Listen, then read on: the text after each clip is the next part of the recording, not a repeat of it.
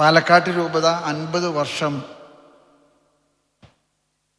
തികച്ച് jubilee കൊണ്ടാടുമ്പോൾ, സുവർണ jubilee കൊണ്ടാടുമ്പോൾ എനിക്ക് പാലക്കാട് രൂപതയെക്കുറിച്ച് എന്നും തോന്നിയിട്ടുള്ള ഒരു ബൈബിൾ ഉപമയുണ്ട്. നനച്ച് അതിനെ ശുശ്രൂഷിച്ചപ്പോൾ അത് വളർന്നു വലുതായി, അതിന് ശിഖരങ്ങളായി, അത് ശാഖോപശാഖകളായി, ധാരാളം പറവകൾ അതിൽ കൂടുകൂട്ടി. 50 വർഷം പൂർത്തിയാക്കിയ സിറോ മലബാർ സഭയിലെ ഏറ്റവും കുലീനമായ, ഏറ്റവും പാരമ്പര്യം കാത്തുസൂക്ഷിക്കുന്ന ഒരു നല്ല രൂപതയാണ് പാലക്കാട് രൂപത.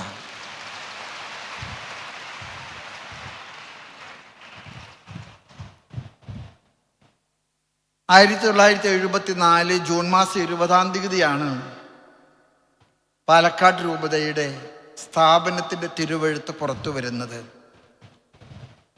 തൃശ്ശൂർ രൂപതയിൽ നിന്നാണ് പാലക്കാട് രൂപതയെ തിരിച്ചത്. ഞാനിവിടെ അഭിമന്യനായ കുണ്ടുകുളം പിതാവിനെ ഓർമ്മിക്കാൻ ആഗ്രഹിക്കുകയാണ്. കുണ്ടുകുളം പിതാവ് ഐതിഹാസികമായിട്ട് എടുത്ത 2 തീരുമാനങ്ങളാണ് 974 പാലക്കാട് രൂപത സ്ഥാപിക്കാൻ തീരുമാനിച്ചത്. 978 ഇരിഞ്ഞാലക്കുട രൂപത സ്ഥാപിക്കാൻ കാരണമായത്. അത് രണ്ടും ഇന്ന് ഒരുപക്ഷെ തൃശ്ശൂർ രൂപതയേക്കാൾ വളർന്ന് വലുതായി കഴിഞ്ഞു.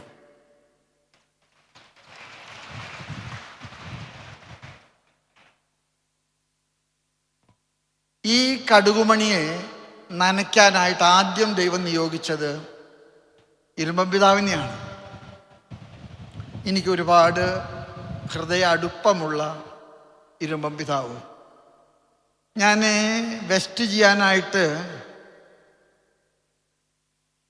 സങ്കീർത്തിയിൽ ഒരുക്കിയിരിക്കുന്ന സ്ഥലത്ത് വന്നപ്പോൾ പള്ളിയിൽ എന്നോട് സെക്രട്ടറി അച്ഛൻ പറഞ്ഞു, ഇതാണ് ഇരുമ്പം പിതാവിൻ്റെ കല്ലറ.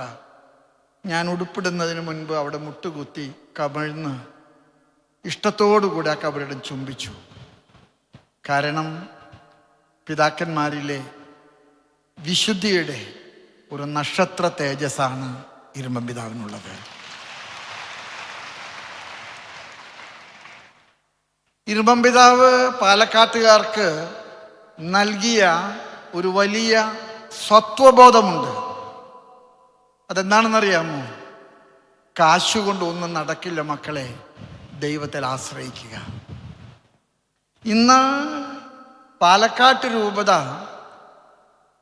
കേരളത്തിലെ കത്തോലിക്ക സഭയുടെ ആത്മീയ നവീകരണത്തിൻ്റെ പവർ ബാങ്കാണ്. ഞാൻ അട്ടപ്പാടിയിലെ സെഹ്യോനെയും മലമ്പുഴയിലെ റിന്യൂവൽ സെൻ്ററിനെയൊക്കെ മനസ്സിൽ കാണുന്നുണ്ട്. നിങ്ങൾ വലിയ ശക്തിയാണ്. ഇന്ന് ജീവിതത്തിലെ തളർച്ച തോന്നുന്ന ആളുകൾ തളർച്ച മാറ്റാനായിട്ട് കേരളത്തിൻ്റെ നാനാ ഭാഗത്തു നിന്നും പുറത്തു നിന്നും പവർ ബാങ്ക് അന്വേഷിച്ച് വരുന്നത് പാലക്കാട് രൂപതയിലെ അട്ടപ്പാടിയിലാണ്. ഞാനത് അവിടുത്തെ അച്ഛന്മാരുടെ വ്യക്തി വൈഭവത്തെക്കാൾ കൂടുതൽ പാലക്കാട് രൂപതയുടെ പുണ്യത്തിൻ്റെ സുഗന്ധമാണ് അട്ടപ്പാടിയിലെ സെഹ്യോൻ. ഈ രൂപത ഏകദേശം 4480 കിലോമീറ്റർ വ്യാപിച്ച് കിടക്കുന്നുണ്ടെന്നാണ് ഞാൻ അന്വേഷിച്ചപ്പോൾ മനസ്സിലായത്. സത്യമാണോ എന്ന് എനിക്കറിയാൻ പാടില്ല. ഈ രൂപതയ്ക്ക് പ്രധാനമായിട്ടും സ്ഥാപിതമായപ്പോഴുണ്ടായത് 16 ഇടവകകൾ, 8 കുരിശുപള്ളികൾ, 14 ഇടവക വൈദികര്,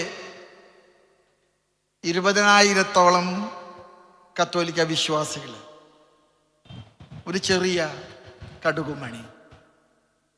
ഇന്ന് പാലക്കാട് രൂപതയിലെ ജനസംഖ്യ നമ്മളുടെ കണക്കുകൾ അനുസരിച്ച് 50,000-ൽ കൂടുതലാണ് കത്തോലിക്കര്. 121 വൈദികരുണ്ട്, 82 ഇടവകളുണ്ട്, 45 ഇടവകളാകാൻ സാധ്യതയുള്ള സ്റ്റേഷൻസ് ഉണ്ട്. പാലക്കാട് രൂപത വളർന്ന് പന്തലിക്കുകയാണ്.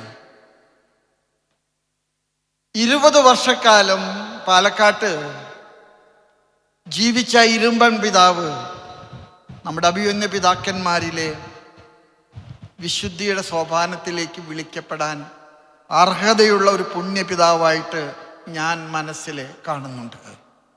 ആ പിതാവിൻ്റെ മാധ്യസ്ഥം പാലക്കാട്ട് രൂപതയുടെ ഈ വളക്കൂറുള്ള മണ്ണിൽ പെയ്തിറങ്ങുന്ന വിശുദ്ധിയുടെ മഴയാണെന്ന് ഞാൻ ഉറച്ച് വിശ്വസിക്കുന്നുണ്ട്. ഇരുമ്പൻ പിതാവിന് ശേഷം സാധാരണയിലേക്കാൾ കൂടുതൽ ദീർഘകാലം ഇത് വേക്കൻസി ആയിട്ട് കിടന്നു. അന്ന് വെളിയത്തിൽ അച്ഛൻ, മോൺസിഞ്ഞോർ വെളിയത്തിൽ അച്ഛനാണ് ഏകദേശം 2.5 കൊല്ലത്തോളം ഈ രൂപതയെ നയിച്ചത്. ഞാൻ അദ്ദേഹത്തെ ഓർക്കുന്നു. കുലീനത്തുള്ള ഒരു മഹാമനസ്കൻ. രണ്ടാമത്തെ ബിഷപ്പാണ് ജേക്കബ് മനത്തോട്ടത്ത് പിതാവ്. അദ്ദേഹം ഏകദേശം 25 വർഷക്കാലം നിങ്ങളുടെ കൂടെ ഉണ്ടായിരുന്നു. പാലക്കാട് രൂപത സുവർണ ജൂബിലിക്ക് മുൻപ് പ്രസവിച്ച പൊന്നോമന കുഞ്ഞാണ് രാമനാഥപുരം രൂപത. ഞാൻ പോളാലപ്പാട്ട് പിതാവിനെ ഇവിടെ ഇരുത്തിക്കൊണ്ട് തന്നെ പറയാൻ എനിക്ക് ആഗ്രഹമുണ്ട്. പാലക്കാട്ട് നിന്ന് രാമനാഥപുരത്തേക്ക് കൊടുത്ത ഭാഗങ്ങൾ പിന്നീട് അത് കൂട്ടിച്ചേർക്കപ്പെട്ടൊക്കെയുണ്ട്.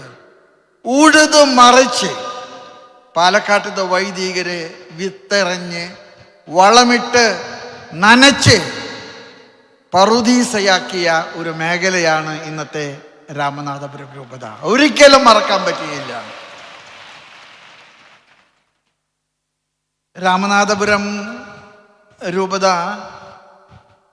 ഇന്ന് കാണുമ്പോൾ നമുക്ക് അത്ഭുതം തോന്നും. ആലപ്പാട്ട് പിതാവ് അതിനെ വളർത്താൻ കഠിനാധ്വാനം ചെയ്തുകൊണ്ടിരിക്കുന്നുണ്ട്. പക്ഷേ അതിൻ്റെ വിത്ത് ഗുണമാണ് അതിൻ്റെ 10 ഗുണം. അവിടുത്തെ നന്മ അത് വിത്തിൻ്റെ ഗുണമായിട്ട് ഞാൻ പറയുന്നു. ഞാൻ പാലക്കാട് രൂപതയോട് അവസാനിപ്പിക്കുമ്പോൾ പറയാൻ ആഗ്രഹിക്കുന്ന ഒരു കാര്യമുണ്ട്. നിങ്ങൾ ആത്മീയമായിട്ട് കേരള സഭയെ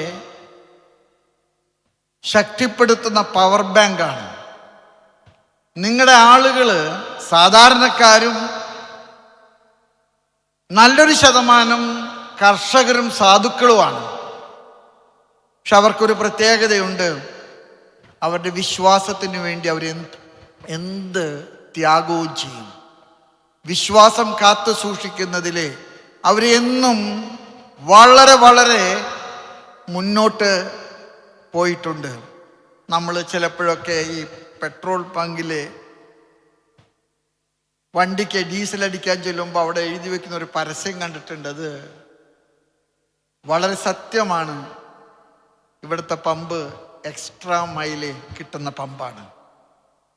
സിറോ മലബാർ സഭയിലെ എക്സ്ട്രാ മൈൽ കൊടുക്കുന്ന ഒരു ദൈവജനത്തിൻ്റെ വലിയ കൂട്ടായ്മയാണ് പാലക്കാട്ട് രൂപത.